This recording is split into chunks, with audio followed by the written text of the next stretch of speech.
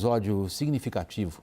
O ministro do Supremo Tribunal Federal, Luiz Roberto Barroso, ele acabou ligando agora há pouco à noite para o presidente do Senado, Rodrigo Pacheco, e nessa ligação, segundo a apuração da CNN, dos nossos colegas em Brasília, Barroso tentou se explicar sobre a fala a qual já nos referimos, sobre a, aspas, derrota do bolsonarismo, aspas.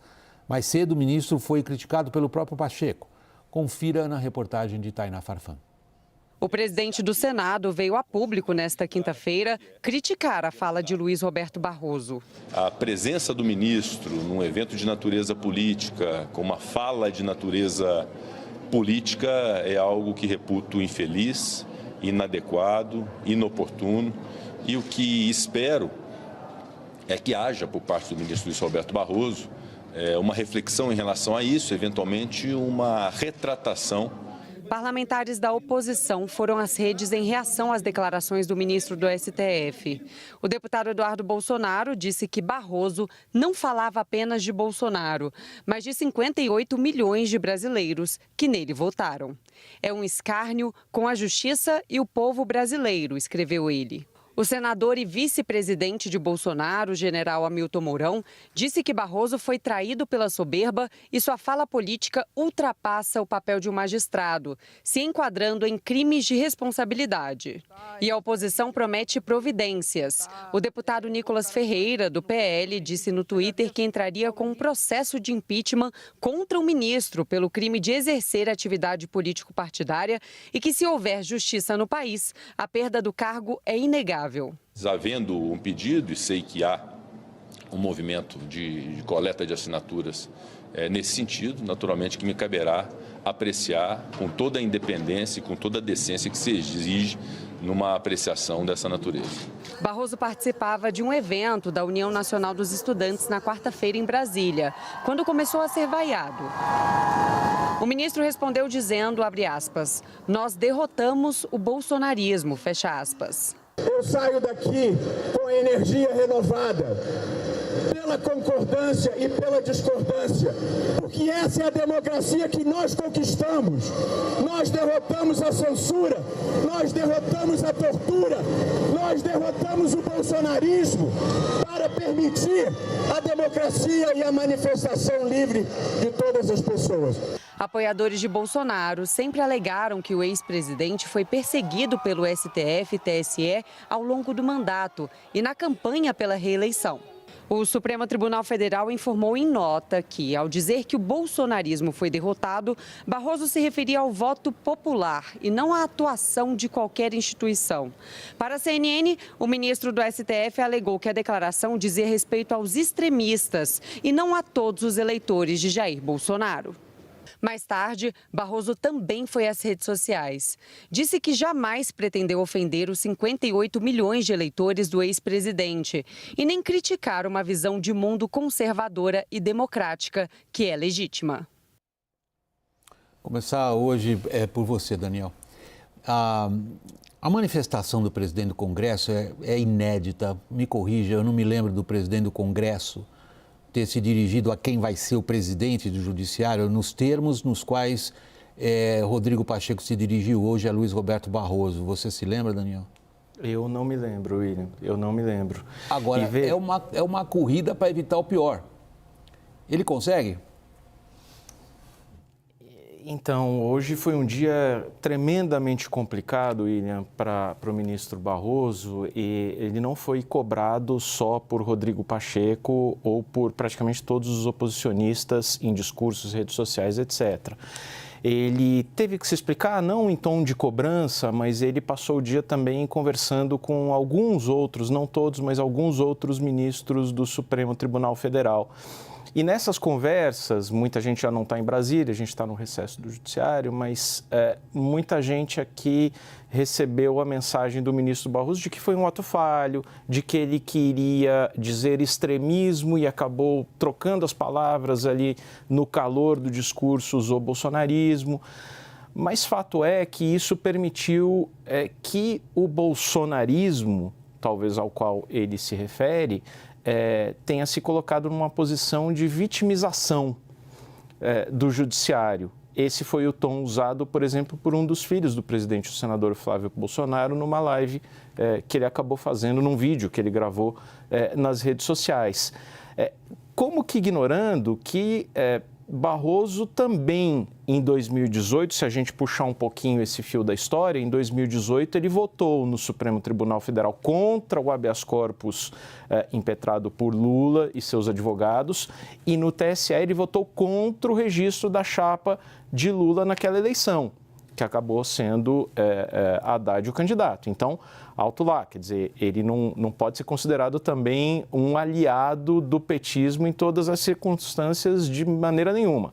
Agora, o histórico mais recente de Barroso é de frases polêmicas, é do perdeu mané, é do já vai tarde em redes sociais 2 dias antes da eleição no segundo turno, de modo que talvez seja irrealista a gente cobrar silêncio dos ministros do Supremo, que eles só falem nos autos. Mas veja o caso da ministra Rosa Weber, que está presidindo o Supremo, que tem tanta aversão aos holofotes, tem tanta aversão a dar entrevistas e a se pronunciar fora dos autos. Nesse momento da política, de tanta polarização, será que a gente não está precisando de um choque de rosas? Bom, você está considerando uma situação talvez até utópica, Daniel. Hoje, na percepção generalizada, nós, jornalistas profissionais, entendemos o Supremo hoje como uma instância política. E muitas vezes os ministros reagem a nós, inclusive indignados, quando são confrontados com esse tipo de análise. Do nosso ponto de vista, a gente apenas constata um fato. Os Supremos e os tribunais superiores são atores políticos da maior relevância na nossa política. As pessoas podem aplaudir isso, como fazem as que dizem não fosse o Supremo, teria morrido mais gente na pandemia. Ou elas podem ter uma postura extraordinariamente crítica e bem fundamentada, quando dizem tribunais superiores estão extrapolando a sua função e estão coibindo a liberdade de expressão. Essa é uma discussão jurídica relevante. Agora, Renata, como é que se desenha em Brasília, digamos, o fallout político disso? Pois é, William, boa noite para você, boa noite aos meus colegas. Quando você falava, inclusive, agora sobre a percepção das pessoas e também de nós, jornalistas profissionais, de que o Supremo ele se tornou um ator político dos mais relevantes, isso acontece, primeiro, porque a própria política, em diversos momentos, faz questão que assim seja. Então, a extraordinária judicialização que temos de temas políticos das mais variadas ordens e o tempo inteiro. O Supremo entende que deve ocupar esse espaço quando aceita esse papel, quando se coloca nesse jogo negocial. Os muitos jantares, os muitos eventos que unem ministros do Supremo Tribunal Federal a outros atores políticos relevantes e esse episódio do ministro Barroso, futuro presidente do Supremo Tribunal Federal, ele ilustra, ele quase faz um arremate, ao meu ver, infeliz dessa história. Porque ainda que tivéssemos um enorme entendimento de que ali no calor do momento ele usou uma palavra errada, a pergunta que se tem que colocar é por que o ministro achou adequado comparecer a esse evento? Se colocar do lado de um ministro do governo num evento que ninguém teria dúvidas que teria palavras de ordem, que tem um colorido político, isso tudo já estava na pauta, não é uma surpresa. Então, ele estaria exposto a esse tipo de cobrança e de crítica, ainda que ele tivesse feito um discurso completamente by the book, completamente sem deslizes. Esse aspecto me parece o mais relevante da gente entender por que os ministros do Supremo Tribunal fazem tanta questão de se colocar nessa arena política. Por quê, hein, Caio? Eles se entendem como atores políticos, têm muito poder, baixíssimo risco de queda, quase nulo, praticamente nulo.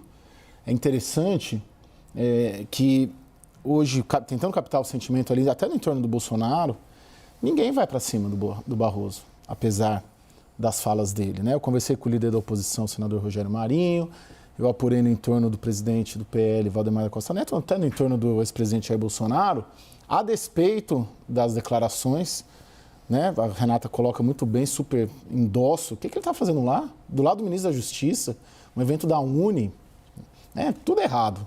Né? A fala errada, a nota corrigindo, pior ainda. Mas os ministros do Supremo, eles se sentem, eu não vou colocar todos, né? Mas quase que inimputáveis. Porque o processo político para derrubar um ministro do Supremo é praticamente impossível. Você veja que em 2019, quando havia um contexto, um debate sobre isso dentro do Senado, não avançou mediante um acordo político, baseado em que não vamos empichar um ministro do Supremo porque são os ministros do Supremo que nos investigam. Então sempre acaba nisso. E agora vai acabar nisso também. O que vai acontecer? Não sentir ali uma disposição de pedir um impeachment do Barroso, sequer por parte dos bolsonaristas mais arreguidos no Senado, né? Porque é a casa... Que controlaria constitucionalmente, sim, não adianta, seria a casa revisora do STF. Isso, não adianta o Nicolas pedir, ele não tem poder para isso. Quem tem é o senador, né? Pela Constituição é o Senado que pede impeachment.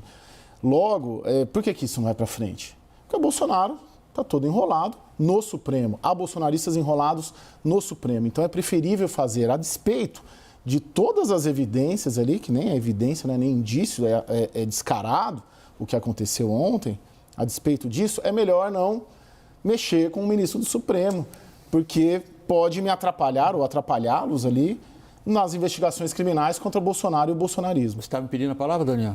Mas aí, Caio, eu não sei se você concorda, não precisa concordar, acho que é um momento, o momento atual é de fortalecimento do governo e de desgaste de Bolsonaro e dos mais bolsonaristas pela inelegibilidade, por tudo que está acontecendo, seguidos depoimentos da Polícia Federal, possibilidade de incriminação. Agora, isso dá ao bolsonarismo, primeiro, um discurso possível de vitimização, de que o STF e o TSE são injustos, coloca suspeita sobre os juízes, e dá uma pauta, de novo, para a oposição no Senado e na Câmara. Uma oposição que não está no melhor momento, porque o governo se fortaleceu, mas veja, por exemplo, você bem mencionou, é ao Senado que cabe um processo de impeachment, mas tem uma PEC começando a tramitar ali na Câmara, em que os deputados mais bolsonaristas estavam juntando assinaturas para tentar mudar a Constituição e permitir que um processo de impeachment do Supremo, da PGR, da AGU, pudesse começar na própria Câmara. Claro que depois ia para o Senado. Mas isso dá pautas para a oposição. Talvez daqui a uma semana a gente não esteja falando disso, mas, de fato, dá uma oportunidade para a oposição. Sim. E, no mínimo, o discurso. Renata? Perdão. Me parece que o que fica é muito ruim para o país como um todo, é muito ruim para as instituições como um todo, porque a gente está, de novo, falando de mais um elemento que se coloca na cabeça das pessoas para que elas duvidem dos ministros do Supremo, da própria Corte, das intenções da Corte. Agora, na prática, nada vai acontecer. Então, pegando até um pouco do que o Caio dizia, porque também fiz esse circuito. Vamos lá, no Valdemar Costa Neto, olha, está sendo... me contaram parlamentares, né? Está sendo muito pressionado aqui por parte do bolsonarismo para falar alguma coisa. Não tem intenção. Tem intenção de endossar alguma medida? Não tem intenção. Do lado ali dos aliados de Jair Bolsonaro, olha, essa coisa do impeachment, o Rodrigo Pacheco não vai deixar passar, mas tem alguma medida, essa história de, eventualmente, né, levantar a suspeição de Barroso? Nada disso vai acontecer, Renata. E olha, fui, inclusive, falar com o ministro de Corte Superior para entender, foi muito claro, muito, muito ruim, péssimo o que ele fez, mas ninguém vai falar, não vai ter desdobramento jurídico. Essa foi a avaliação feita. Ninguém quer mexer nessa história.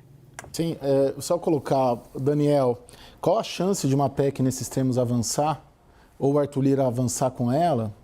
O Arthur Lira investigado ali também, né? E uma semana, praticamente depois, do Gilmar Mendes ter suspendido parte dessas investigações contra ele. Então, sempre a história acaba aí. eu não vou mexer com quem me investiga. E só colocar duas questões aí também. Tão forte quanto a fala do Barroso, é o Barroso do lado do Flávio Dino, que é o ministro da Justiça, no evento da Uni. E eu não considero um fato isolado. Assim, nossa, aconteceu, eu surpreso. Não. Se nós pegarmos nesses 6 meses, a gente fala bastante disso aqui, inclusive com a Raquel e tudo, a série de medidas e decisões que foram tomadas pelo Supremo nesses 6 meses, que ajudaram muito o governo Lula, desde questões tributárias, flexibilização da lei das estatais. Você tem aí, você conta em 2 mãos a série de acenos. E em outro capítulo dessa mesma história. As indicações para cortes superiores, para cargos estratégicos na área jurídica do governo Lula têm sido referendadas também por ministros do Supremo. Esse é o ponto. Eu não sei qual foi o tamanho da bomba, como é que isso que aconteceu, dessa participação, ele participou de um comício, ele fez um comício num palanque, isso aí é um fato, inegável. Como é que ele participando desse comício num palanque, essa bomba, como é que ela mexe no tecido ao qual o Caio está se referindo agora, que é o tecido de uma série de indicações fundamentais que vão acontecer nos próximos 2 a 3 meses. Nós vamos ter um novo Procurador-Geral da República, nós vamos ter mais uma indicação para o STF, na aposentadoria da atual presidente Rosa Weber, e nós vamos ter indicações importantes nos tribunais superiores. Isso está levando a uma corrida no mundo judiciário e político em Brasília pela articulação dessas indicações, que são costuras políticas muito delicadas, com cabos eleitorais, com recomendações que envolvem, e nesse ponto do que eu apurei também, envolvem sempre alguém do Supremo, seja como garantidor do nome, seja como cabo eleitoral mesmo, o que é o caso, sobretudo, da indicação do próximo chefe do MPF. Como é que essa bomba caiu nessa constelação delicadíssima? Quer começar, Renato? Eu vou aqui. Perdão, achei que era para você, pode ir. Opa, não, na verdade é para os dois. Então tá ótimo, então vamos lá, primeiro as damas. Primeira avaliação, né, quando corri um pouco para entender como tinha batido no mundo jurídico, foi essa avaliação do quanto isso acontecendo nesse momento pega mal para todo o judiciário, né? Essa foi uma explicação dada a mim, inclusive com alguns comentários me pediram para dar uma olhada em decisões que já vieram lá atrás no CNJ, em relação a juízes, né? A gente não está falando, claro, do Supremo Tribunal Federal, como o Caio lembrou há pouco, né? A gente não tem um histórico de ministros do Supremo serem incomodados, mas é diferente quando a gente vê a atuação, por exemplo, do CNJ com posturas de juízes, e há uma decisão que me rememoraram, que houve, inclusive, a participação do ministro Joaquim Barbosa, na qual ele analisava a atuação de um ministro do Maranhão, se eu salvo engano, que tinha participado de um palanque, né, de um evento de governo. A decisão naquele momento do CNJ foi de punir, e a visão tanto do CNJ quanto do próprio ministro Joaquim Barbosa, que fui revisitar ali o posicionamento dele na ocasião, era de que a atitude do magistrado acabava colocando em xeque a reputação do judiciário como um todo. Então, esse é um aspecto de como uma decisão individual, e nesse caso reverbera muito mais, porque estamos falando do Supremo Tribunal Federal, que está em evidência, né, e virou alvo de parte da população, como isso acaba enfraquecendo a imagem de todos os que estão atuando em Brasília. Daniel, para encerrar, por favor, eu sou obrigado a pedir que você seja um pouco breve. Acho que são de 15 a 20 indicações em cortes superiores que Lula pode fazer em seu mandato, aí levando em conta Supremo, STJ e desembargadores também de tribunais regionais, né? E você vê como existe essa pressão sempre, principalmente dos ministros do Supremo, tentando articular e apadrinhar seus candidatos. Um ponto curioso é como a gente tem normalizado aqui em Brasília essa participação dos ministros em jantares, eventos, comícios quase como você usou, o vocabulário que você mesmo usou, né? E isso tem sido muito naturalizado aqui pelo ambiente político em Brasília.